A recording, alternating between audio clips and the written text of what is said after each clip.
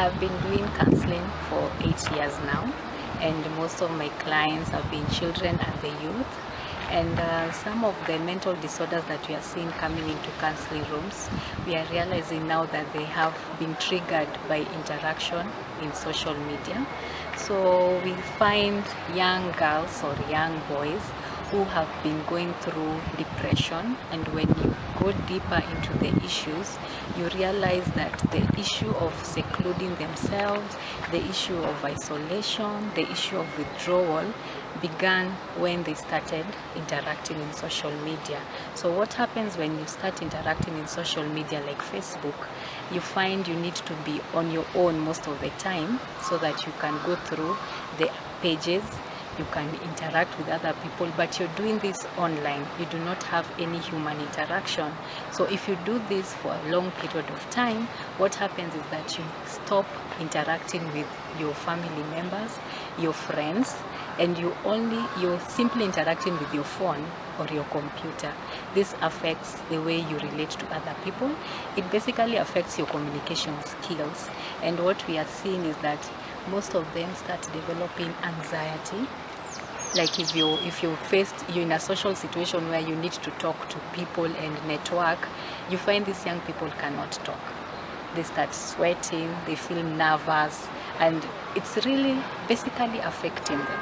So these symptoms, if for example this young person is affected socially, maybe there's a social stressor, maybe somebody has died, or afraid they've had a broken relationship, you imagine they're finding this stress is coming to a person who already is unstable. So what happens is depressive symptoms start to show up. They start to cry a lot because they cannot talk to other people.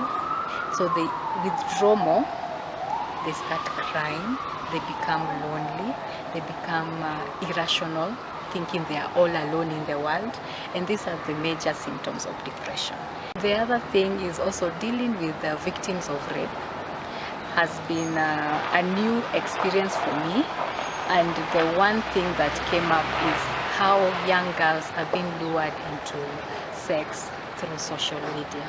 And most of the cases I am meeting, somebody says, I met this person online and we decided to have a date, and then he raped me after the date. I do not know whether he deleted his account after that. I could not reach him. I do not know where he comes from. People dating online only for you to realize you're dating a rapist. After a while you meet, they gain your trust, and then you meet them and then they get raped. So it's sad with social media. Basically what happens is, if I take 10 photos of myself, I will choose one of the best to put it on the social media. So the person who is seeing this photo is seeing the best side of me. If I see somebody's photo and I feel this person is more beautiful than me, this person is having a better life than me, what happens? I start to feel I am inadequate. I start to feel like I am not beautiful enough. I start to feel like my parents are not giving me enough money. So these irrational thoughts that we get into our minds because of what we are seeing can lead to negative body image. What happens is that these young girls are starting to have eating disorders, and we are having cases of girls saying, I don't want to eat because I'm going to be fat. I don't want to eat this because I'll be fat. And now people start developing symptoms of anorexia.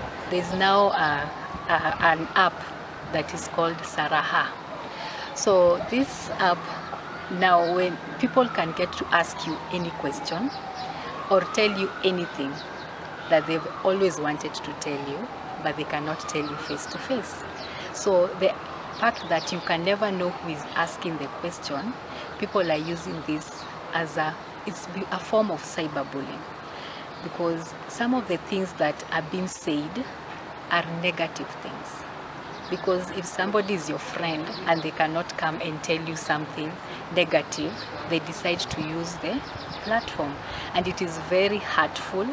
And actually, the last week there were 2 incidences actually of 2 teenage girls who were in sadness because one of them received a comment stating that a friend had slept with her boyfriend and it was hurting her.